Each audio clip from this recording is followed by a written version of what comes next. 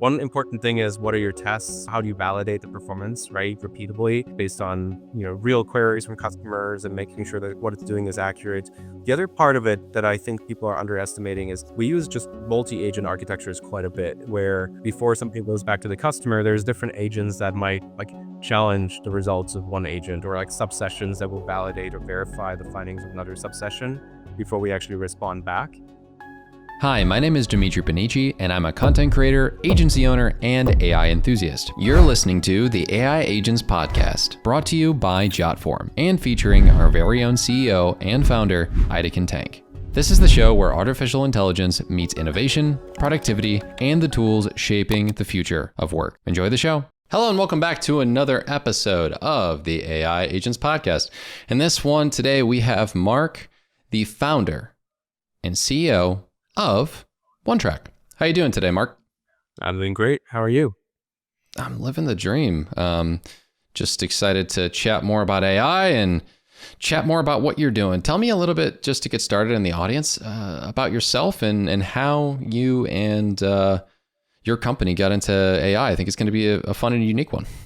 Absolutely. So my name is Marc Gyöngyösi. I'm originally from Munich, Germany, and I came to the US in 2012, where I studied computer science. And during that time, I spent a lot of time in robotics, machine vision. That was really way before AI was really as big of a thing as it is now. And got to spend some time also working with BMW in their advanced robotics research group. And what we were focusing on there was really optimizing production processes for lightweight manufacturing. So imagine lightweight, smaller robotic arms working next to people and giving them the ability to understand the environment that they were in. But one of the challenges we kept running into is that they would misplace parts on the production line and the robot would stop. And so you basically had a whole production line down because there was some part that was in a warehouse somewhere that nobody could find. And I literally had to run into the warehouse with binoculars trying to find a misplaced pallet of windshields and car doors so this robot could run. And that really opened my eyes to the opportunities around logistics and warehousing. And then ever since then, I never thought I would, but I've been spending so much time in warehouses and just helping customers optimize how they run their operations to ensure that they don't misplace things, but also so people are safe and productive. And that whole system really only works with AI. And so AI really has been part of everything we do since day one. And obviously it's changed a lot between 2017 when I started the company and now where we're talking about AI agents and all the other things in between. Yeah, it's crazy, man. Honestly, I can't tell you how much it has changed. And I think you're going to be one of the more interesting interviews because you're going to be maybe one of the more, I guess the term properly stated here is manufacturing and logistics based AI companies. So, tell me a little bit about the state of, well, maybe state of things later. I got a little, I jumped the gun a little bit. Tell me a little bit more, about how your company got started and what kind of problems do you feel like you mainly solve that are addressing a hole in the market? Yeah, I'll start with maybe less about the company and just in general what's always driven me and what I've been fascinated by. I've always been interested by things that connect sort of the physical world, where things happen in the real world, Okay. whether that be a factory or in a warehouse, with some kind of digital intelligence or software. And early days, the what I worked on has nothing to do with robotics or warehousing or manufacturing at all. I built a 737 flight simulator in my basement. And That's the fun. idea was you basically build hardware that is supposed to simulate the real world and then connect it to a flight simulator software. And you have to make electronics and displays and switches and buttons talk to some software on a computer. And the robots that I worked on at BMW are the next evolution of that, where you're connecting the physical world with intelligence and software to understand that. And so today the problems that we're solving are very similar, where a lot of companies, if you walk into a supermarket and you look around, you have all these different brands, right? Different products you buy, from your cereal from Kellogg's to mac and cheese from Kraft Heinz and your toilet paper from Kimberly-Clark. All these things have to be made somewhere. And the problem is that the places that make those things and then also ship them and distribute them out to the end customers, they're running on really archaic systems and they don't really have that connection of what actually happens on the floor and of the factory or in the warehouse to the digital world, there are software systems that are supposed to tell them what is going on. And in many ways, Hmm. AI allows us to bridge that gap by taking sensors, by taking computer vision devices, and actually having them monitor and understand what is going on in that physical world. And again, to connect that physical world of operations, of manufacturing and logistics with the digital world of modern software and automations and AI agents. And so the problems that we can solve for with that are primarily around, or it started primarily around safety and productivity. So when you think about a warehouse, every 3 days a person is killed by a forklift in the U.S. And that's How a many did you say every 3 days? blowing stat. We have about 100 or so people every year that get killed by forklifts, and that's just one small part of this breakdown between what happens on the floor and what actually people know that happens in their software systems or their warehouse management software. Like safety is one big part of what we do, where we're in hundreds of warehouses now where we're helping them reduce their incident rates. So that could be injuries, accidents, unsafe behaviors, you name it. We reduce those by 60, 70% on average in just the first 6 to 12 months with those customers. And then once we tackle that safety side of it, we also look at things like productivity and optimization. So are people actually driving efficiently in the building?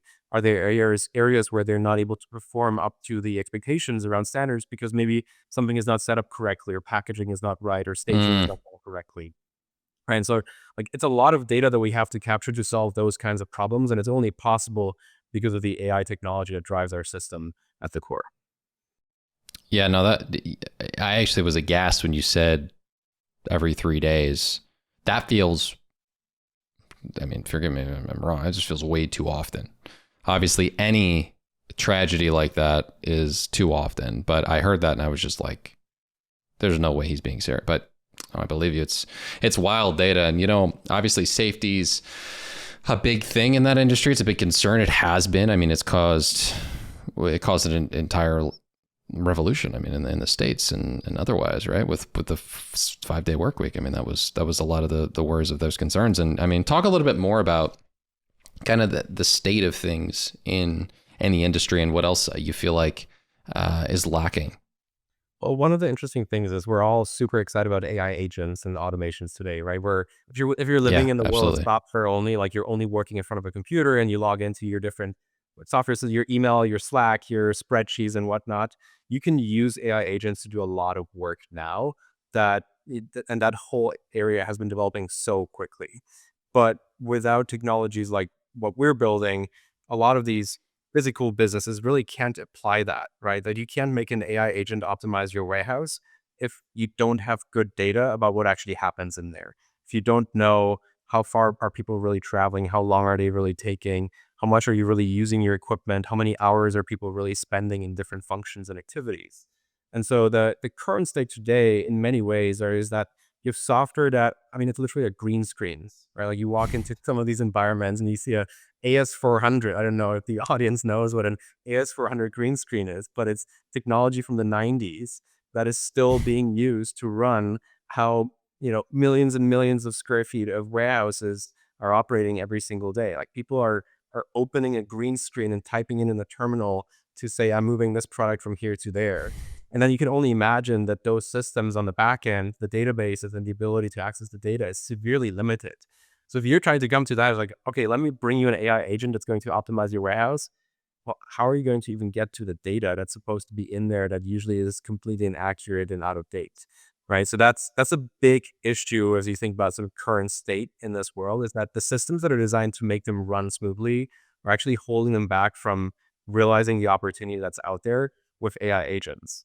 And whatever a lot of our customers are realizing is that in the future, it's not that AI will take your job, but it's that other companies who use AI are going to outcompete you because now they can do so much more than their competitors, right? So if you think about having AI analyze all that rich data about what actually happens in your factory and giving you recommendations on how to optimize, that is something that completely changes the game from a competitive perspective for them. And that's why they're excited about AI, but also why there's a lot of challenges out there still because you have so much legacy software and legacy systems, and dashboards are not going to fix that, right?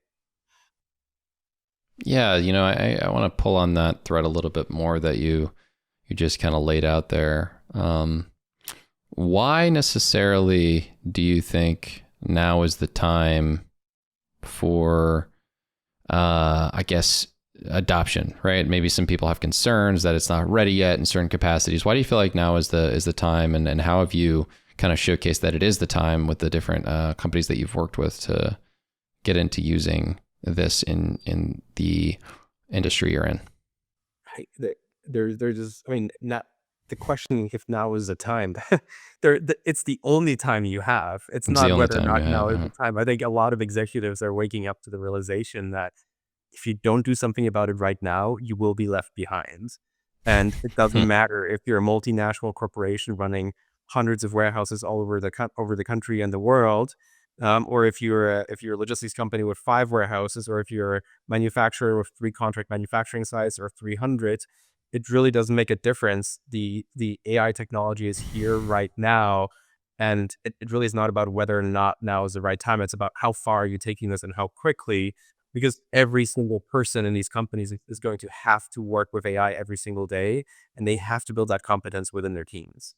And it's about much more than just their warehouses and their factories. It's about how you go about your day to day in whatever function and role you are within these businesses, right? If you're sitting in an office and you're literally just responding to customer issues of orders that are not fulfilled correctly or arriving at the wrong location, are you downloading spreadsheets and manually parsing through them, or are you using AI in some way to make that way faster? And if your team develops that capability, you can become so much better as an organization, so much more competitive. And if you don't, you will fall behind. So it's really not about whether or not now is the time. It's now is the only time. And if you don't do it, you will be left behind. And a lot of companies and a lot of people are waking up to that realization right now. Yeah, pretty fair point. There are a lot of companies out there that are waking up to that fact, and I think you hit the nail on the head there. If now is not the time, I'm not sure when would be the time, honestly. And with that in mind, obviously that's something that is important, but this is more thinking short term, like let's get these implemented, let's get them into the system. So what's kind of the long-term goal for what you are helping customers solve, right? Like once everything's implemented, what would be like the long-term goal of what it would be to provide to your customers? I think a lot of companies are waking up to the realization that automation means more than just robots, right? And again, Mm. I'm looking at this from the lens of physical operations. I used to work on robots at BMW, and I can't tell you how excited I get every time I see a robot do something on its own. But a lot of leaders in this world of just manufacturing, logistics, whatever it might be, are realizing that sure, you can have Amazon has probably a million or two robots now out there in the world, but guess what? There will be billions and billions of AI agents doing work behind the scenes, and that's a whole different lens on automation than if you have to go and spend tens of millions of dollars on physical robots to actually do physical work.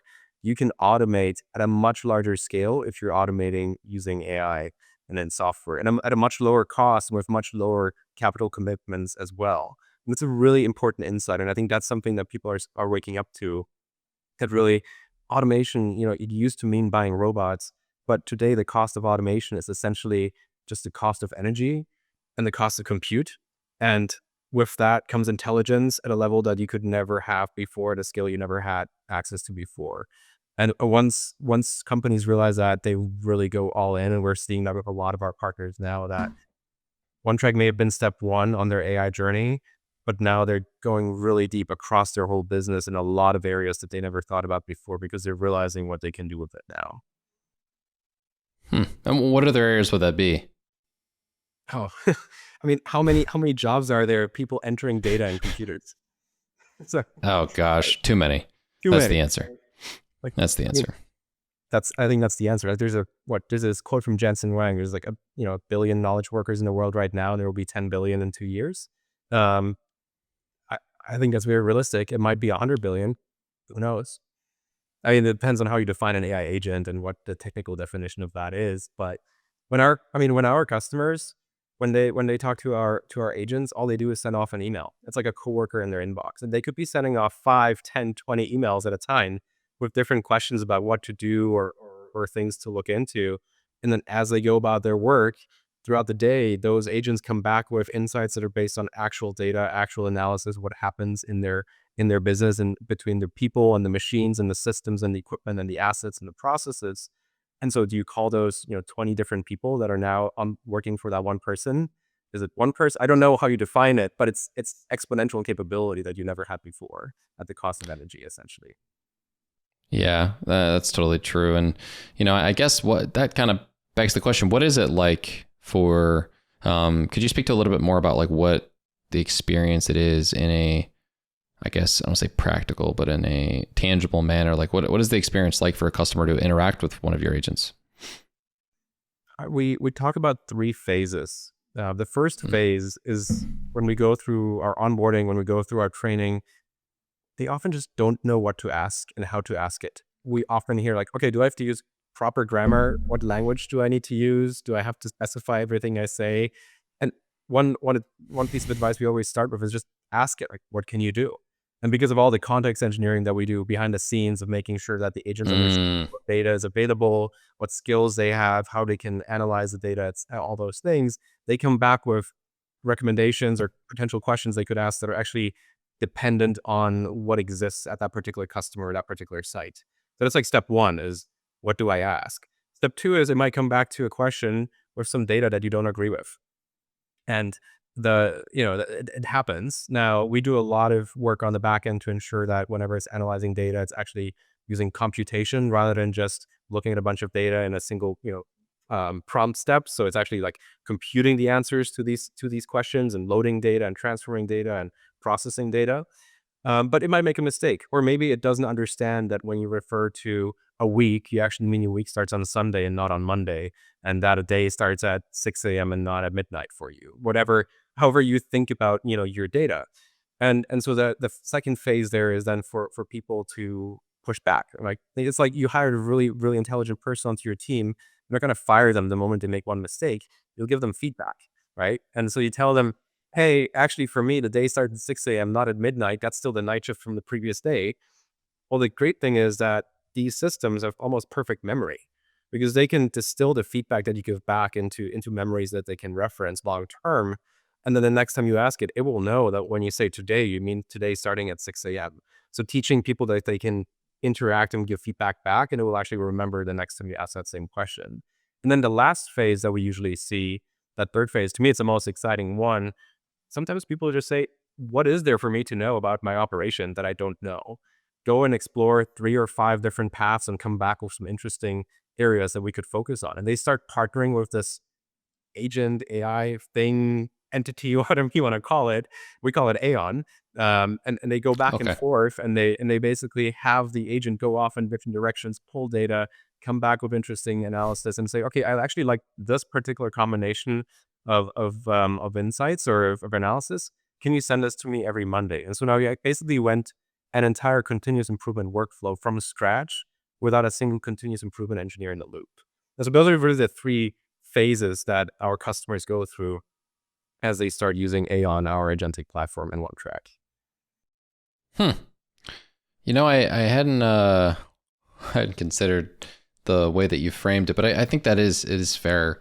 I have kind of made some similar commentary in the realm of agents when people are irritated or concerned due to the, let's say, 90% like accuracy rate or whatever it is. Let's say a well-trained agent's like, it's doing a decent job, but it doesn't have the exact right answer. And you're talking more early stage, but I find it interesting. People are not going to fire their, whether it be high level person, middle management, manager, associates. Yeah, They getting it basically, down to my main when you point. start working with an agent, you basically hire a person with the capability of a advanced college student today and very soon. I think we're getting close to like master's PhD territory in understanding. And I think on the engineering side or coding side, probably better at writing code than most software engineers out there. Vastly better. And so I think it's really just a matter of putting that into the right context for the customer and telling them that you need to interact with this, right? It's not a one shot thing every single time, but if you give it feedback, it can become that. We've actually come up with some really interesting ways to to make the processing on the back end repeatable, which is really critical because a lot of our use cases are like, HR related or safety related or employee related, where you're calculating some safety score for an employee or a performance score, or you're looking into the performance data as in productivity overall. You need to make sure those computations and calculations are repeatable. So we've come up with a number of things, including smart procedures and those kinds of things that allow our agents to, once they figure something out and the customer agrees and it's validated, then every single time someone asks about this kind of thing, the system is going to use the exact same computational approach, pulling data from different sources to make sure that the answer is correct. And that's a really key thing, right? You can't just compare talking to ChatGPT or Claude in your CLI or in the browser to something like that, because this has so much more context and the ability to really be accurate in the calculations it's making. Yeah, I guess two follow-up questions there. How does it necessarily store, that information? And then how does that also, in the case of, I don't want to say redundant information, but new information on the same category, kind of swap out that new old context with the new in regards to like standard operating procedure on something? Yeah, the first is just a pure software engineering problem, right? That you need to solve, like Okay. how do you store context and code that's generated and things like that. So we built our whole agentic platform and framework around. We use Anthropic, we use Sonnet 4.5 for almost everything. So we built our own agent framework around that, where we have the ability to do that securely, but also in a scalable way. Where we have a lot of users using these agents every single day, and they all have different skills and different capabilities and different memories. So that part is more software engineering than anything else. Sure. um, Yeah, that makes sense. but I do think you bring up an interesting point that a lot of companies are going to run into over really the first years of deploying AI agents, and that's context and memories grow and grow and grow. And how do you really distill that down? That's a really interesting area for research. We're always thinking about that, and there's a lot of work being done on how do you really distill knowledge and memories into the truly unique and distinct pieces of things that you need to remember and maintain, versus the things you can throw out so you don't have that duplicate data or duplicate memories or conflicting information problem. Because the more you add into the context window, of course, the less likely it is that the agent becomes accurate in its responses back and follows procedures that you want. So that's an active field, and I think it's going to change a lot as the models evolve. It's interesting to see how Anthropic is solving this with, now they have the skills approach as well, right? Where you're like dynamically loading context into the context window to know how to do Really something. cool. We rolled that out in May on our end, where we had skills Okay. for the ability to have like repeatable processes. They were not yet programs, but they're at least, this is how you solve a task. And then depending on the question the person asked, we would go and load the correct skill into memory, into the context window. So it's like right there as the agent is performing the task. I think these kinds of things are actually very simple, but this is the kind of stuff that you only realize when you have agents run in the real world, talk to real people at scale, that you need to build these kinds of things. And you're moving from the demo environment with a couple of test cases to, thousands and thousands of people in warehouses and factories asking these agents every single day the wildest and most random questions. Plus all the safety and safeguards you need to put on top of that as well, right? Yeah, I kind of want to pull on the thread a little bit more about models and tools that are kind of becoming available in the space, right? How are you guys taking advantage of the different models that you feel like are top of market right now? And how have you seen, because you've been in the space obviously for a decent amount of time, how have you seen, as agents have gotten more and more, not agents, sorry, models have gotten more and more reasoning based, how have you seen that make a positive impact on your agents and how they're able to handle those complex situations? So, one of the great things in the space today is that you can hot swap really any model you want. And the Sure. moment a new model comes out, if OpenAI comes up with something better than Sonnet 4.5, we'll switch over to that. And then when Anthropic comes back with 4.6, we'll probably switch back to that. So we can go back and forth between the model very easily. One important thing is, what are your tests? How do you validate the performance, right? Repeatably for based on real queries from Sure. customers, and making sure that what it's doing is accurate. The other part of it that I think people are underestimating is, because you mentioned that reasoning question, we use just multi-agent architectures quite a bit, where before Okay. something goes back to the customer, there's different agents that might like challenge the results of one agent, or like subsessions that will validate or verify the findings of another subsession before we actually respond back. And one real world example that I can share there, before we had this, um, in many ways, like these LLMs today, one person once describes it to me like monkeys with machine guns. They can get really, really excited and exaggerate quite a bit, and then get very chaotic. And so like when they find a problem, they'll get really worked up about it. Like somebody doesn't resolve a safety incident for a day, okay, it complains. 2 days, oh, we have to escalate. 3 days, oh, we have to initiate emergency procedures and send emergency forces on site and take executive intervention. So these are things that like these models every once in a while still do, and that's where it's important for them to check each other before they actually generate output. So like anything that goes out to a customer is going through a separate system that actually verifies that is the language that you're using aligned with our mission, vision, values. Is it safe? Are you criticizing anyone? Are you making any decisions you shouldn't be making?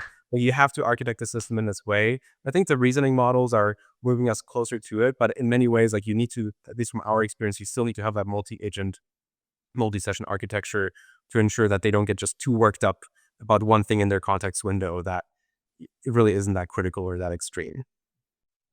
Yeah, no, I think that's a great point. And we just had an interview I had the other day that kind of talked about this a little bit, where, it's like multi-prompt chaining was clearly and obviously needed for LLM use in like your browser for a while. And it seems like multi-agent, right, capabilities are, or multi-agent processes and workflows are clearly needed as well. And it seems like you guys have a really good understanding of what it is to avoid, right? When it comes down to the issues that could come up. And, obviously you're saying that multi-agent workflows and systems are kind of one of those things. Is there anything else that you're doing or you're seeing in the industry in general to help people avoid the issues that can come up with using AI agents? Obviously, they're great, awesome, we love them, but just from the perspective of a business owner who might be thinking, I'm not sure, like there's all these risks. Speak a little bit to that. On the risk side, so one important thing we have to implement just in the product itself is there are certain things our customers don't want the AI to be used for. And this can vary by client, this can vary by site, by region, by state, wherever you are. So a simple example might be, one customer doesn't want their employees to use our system to generate a document that would show why an employee should no longer work at that company based on the safety incidents they had and the low performance that they had. They want a person to do work. They don't want an AI agent to do that work. So, we build safeguards around that. And I think in a similar way, one thing we use internally, we actually use our own agent framework to also score and coach on all the customer conversations our team has with clients. So if you're an implementation engineer, or even myself, if you're talking to a customer, you will get feedback from an AI back to you on what you did well and what you didn't do well based on how we want to interact and work with customers. But as you do that, you need to have those safeguards in place to ensure that I don't want an agent to go yell at one of my employees and tell them that they did a really terrible job. I want them to take the approach of focusing on things that they can improve, but also giving them feedback that recognizes what they did well. And so you need to have those safeguards in place. You can't just go, plain vanilla Sonnet 4.4 here, hey, give me feedback, because eventually they get really worked up, and you need to make sure that you have those things in place as those safeguards to mitigate some of those risks and concerns. I think that's one that we've seen over and over, that you just have to build around to ensure that you're safe. But you're doing it also in a responsible way where people are excited about working with AI and not scared of working with AI. Yeah, no, I really appreciate that, because I do feel like we've actually reached a point where model improvements is one thing, but I think the industry and the people who are helping provide these solutions, like yourself, are really like in the position to say like, hey, we know how to prevent all the weird things that have occurred. Right. And there have been funny and weird things that occurred. Wasn't there an airline thing the other day? I feel like someone mentioned on the podcast, there was something basically, rogue AI agent says something not okay, or sends something out not okay to a customer, client, whatever it is, or coworker. And that is something that best practice wise, I feel like can be solved for and can be prevented. And there are things that they can't do yet. So don't try to make them do things that they can't do yet. But speaking a little bit more on what they can do and where you think they can go, obviously we've kind of established that the better the models have gotten, it's easier for them to understand these different contexts. And you made a statement earlier, a quote that said, well, we are at like 1 billion knowledge workers. We'll move to 10 billion because we'll have all these agents. And you don't think that they'll necessarily take jobs. It seems to be there's a bit of a a disagreement between different people, right, in the industry. Why are you optimistic that jobs won't be lost necessarily because of AI? What we're seeing today, what these agents are doing is really helping people do things that otherwise would have taken just so much of their time and not been very value add for them. So Yeah. right now, I think AI agents are not taking people's jobs. They're really just making people way more efficient. I think there is a real concern, call it 12, 24, 48 months from now, where some of the jobs are going that AI agents will be doing at that point in time. And you can already see, early indicators of that around like support workflows and sales, maybe outreach and those kinds of things, as well as also on the software engineering side. So I don't necessarily think that, all jobs are safe, but I do think that jobs are going to change and people will have an opportunity to be way more educated than ever before because you literally have the knowledge of the world at your fingertips for $20 a month, right? Like the opportunities for a person to be successful from that way outweigh the risks of people, losing their jobs to me. And I think there will be way more exciting businesses and companies and builders out there, people who can do things and build things and create things that never could create before, because would have to, hire all these people and spend all this money and spend all this time learning all this, where now you can just do it. So I think the future is going to look very, Yeah. very different. I think jobs are going to look very, very different. I think there's a lot of jobs that will be going away. The much bigger risk to me, though, is the societal impact, and especially when you look in the consumer space and products like Sora and how people are becoming less and less social and not they sit somewhere in a room and they talk to AI all day and then they watch AI videos all day and then they go to sleep. That to me is a much bigger risk than Excel data entry getting automated. Like the real societal risk, I think we need to Yeah. talk Oh, boo hoo. We don't have to do Excel. Oh, no. exactly, Yeah, right? exactly. Like Yeah. to me, the Yeah. real societal risk we need to talk about is on the consumer side, is on the people side, and how people understand what's real and what's not real, and how they can still build real relationships with other people. That to me is a much bigger concern than whether or not certain jobs will change or go away and change into other roles in the future. Yeah. Just to kind of speak a little bit to that, I love something that I don't think enough people have maybe tried out yet. And this varies across the different models. Research has, in my opinion, at least from give me the information with one typed prompt rather than a bunch of Google searches. Like, for example, the other day I was looking up cold outreach type comparisons in regards to what's the most cost effective email and phone number contact per credit tools out there, right? You do that in a even 2-3 years ago manner with Google search, you are finding a bunch of different blogs, right, that are essentially telling you what the case is, trying to summarize it. And now it gets to the point where if I ask somebody hey, I want to get an answer to this question, in theory, I could have had something auto transcribe the meeting and then do the deep research.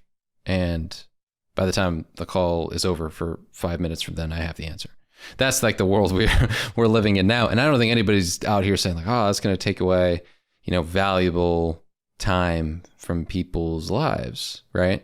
I think access to information is so much better. But I do want to kind of touch a little bit more on your concerns. But there is something that we talked about pre-meeting. Speaking of access to information, let's talk about dashboards. Seems like this is another access to information type thing, right? When people, I used to work in paid ads. I loved dashboards. Sarcasm, big sarcasm. Every client wanted a dashboard they never read. And never read the reports. So tell me a little bit about why you think dashboards might be dead moving forward. I think dashboards are very dead, and the reason for that is that when you think about and again, we're switching context just a bit back into like operations. You're running a Yeah. factory, running a warehouse, but Yes. that's like something else. I mean, other things like your Tableau license, right? Like if you're using Tableau or Power BI or something like that, you have someone in your team whose task it is to go pull the data, merge the data, join the data, clean the data, put it into a nice view, add a bunch of filters. Now you have a fancy little view on with like pie charts and lines and, numbers all over the place and things you can explore.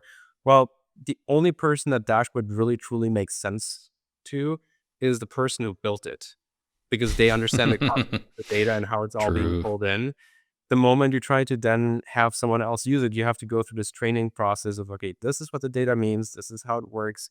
This is how you interpret it. This is how you use the filters. That person might only need a very small sliver of one of the charts on this crazy fancy dashboard that you spent 4 weeks building. Um, and then based on this like one sliver of data, then they have to go off and look for something else and then make some decision about, do we change out this machine, or do we perform some preventative maintenance here, or do we coach this employee on their productivity?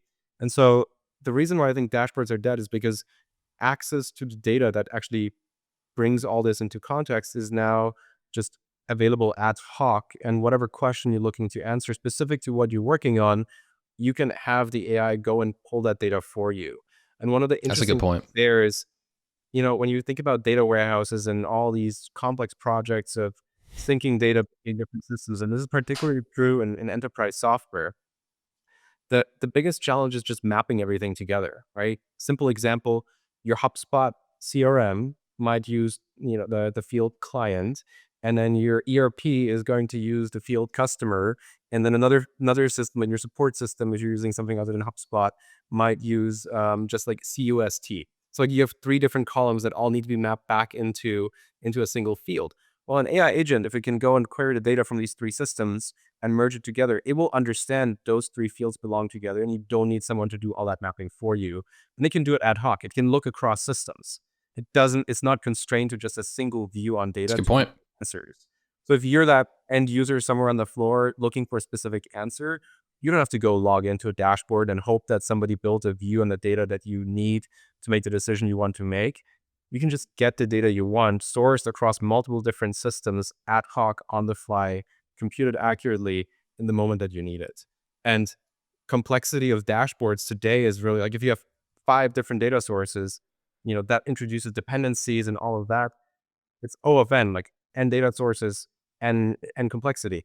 In the future, dashboards and information access is O of 1, because if you have one question you want to answer, the agent can get you that information once, and it doesn't depend on anything else in the system. And I think that's a really interesting unlock that our customers are finding, that people can really get the answers rather than just some data to figure out how to come up with an answer. I think that's a great point. I think as I mentioned, working in paid ads previously, these dashboards were put together. It was a project that was always changing. It's like, we need a new dashboard. It's like, why? Well, I want to see this thing. And by the time, I feel like now that we're in, if a client were able to just ask an agent, I want to know the answer to the specific question, it goes from somebody asking a person to build the dashboard so they can get the answer to XYZ thing on a consistent basis, to then just asking the thing on a consistent basis. And honestly, better, right? Like, I can imagine whether it's in regard to inventory or, the amount of units that are being shipped, you could not only get the answer to, was there an influx this month, but is this a cyclical thing that we're seeing of, orders? Is this not a cyclical thing? Is what's the variation? Like you can ask a bunch of different questions at once. Whereas I almost feel like dashboards don't always give the answer, right? Like you could have that little minus 24% thing, where it's like, well, it went down this percent. And to be fair to people who are asking me to do reports in the paid ad space, like that's because you had to kind of dive into the data to get all those niche answers. And I really think, yeah, that's a fair point. I'm going to tell my old paid ads friends, like, hey, have you guys considered you could just... And we're so early on this still, but I see a future where there's a whole different type of software that exists specifically for enterprises, right? Because every Fortune 500 company in the world is built on this like really same 3-layer architecture of like static databases, some backend that pulls from those databases, and then some front end built in your SAPs and ServiceNows and Salesforce of the world to run your operation somewhere. And all of that is pieced together by a bunch of consultants that spend hundreds of millions, if not billions of dollars for you to set all that up once. And so like that's how software used to work in the past. And the result is you get your screen, you get your dashboard, you get your report, you get your table, but it's a very generic, very, very general purpose software interface. What AI enables is for software to be really hyper personalized, not just to the use case and the code that an engineer writes in the editor, but really to the application that you're using and the data that is surfacing to you, and the way that you're interfacing and using that data and interacting with it. And as I work, I think we're still super early on that path, but here in OneTrack, we started to build some of those pieces already, and we're using it internally. We're starting to make some of that available to customers, and it really changes the game. Like that's why we say dashboards are dead. Like it's way more than just dashboards. I think static applications are dead, and I think the way that you interface with products is going to change completely, especially when it comes to this enterprise SaaS architecture that is run by these old school companies with legacy software from the 90s and 2000s. Just as a final piece before we kind of close it out, last but not least, please let me know what your favorite thing is. Question I've been trying to ask every founder.